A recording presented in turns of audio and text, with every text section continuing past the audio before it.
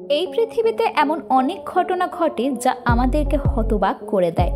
এমনই এক ঘটনা হলো একটি ফুল যেটি নাকি ফুটতে সময় লাগে 12 বছর। কি শুনে অবাক হলেন তো?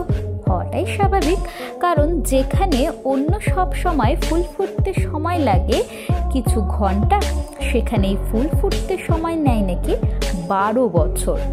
কি নাম এই ফুলের? কোথায় দেখতে পাওয়া যায় এই ফুলটি? এই ধরনের অনেক প্রশ্নই মনের মধ্যে উঠেছে।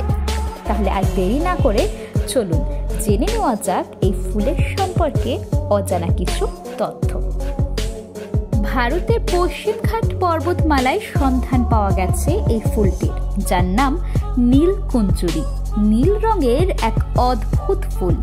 এই এলাকার আদিবাসী শুভবার্তার প্রতীক হিসেবে মনে করেন এই ফুলকে। ভারতের তামিলনাড়ু ও কেরালা রাজ্যের নীলগিরি পাহাড়ে বেশি দেখতে পাওয়া যায় এই ফুলটিকে। এখানকার বাসিন্দাদের কাছে কুঞ্জুরি নামেও পরিচিত এই ফুলটি। প্রায় 250 প্রজাতির নীলকুঞ্জুরি ফুল হয়ে থাকে। এর মধ্যে মাত্র 46টির মতো প্রজাতিকে ভারতের বিভিন্ন জায়গায় দেখতে পাওয়া যায়।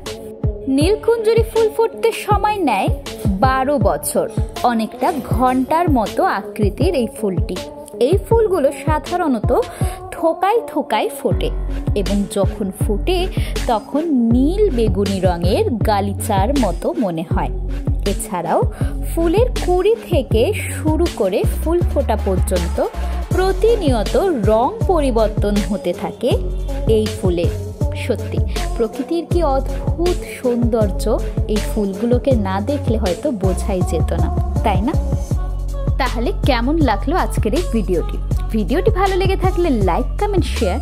আর আপনি যদি আমার চ্যানেলে নতুন হয়ে থাকেন তাহলে চ্যানেলটিকে সাবস্ক্রাইব করে দিয়ে পাশে থাকা বেল আইকনটি প্রেস করতে একদম ভুলবেন না।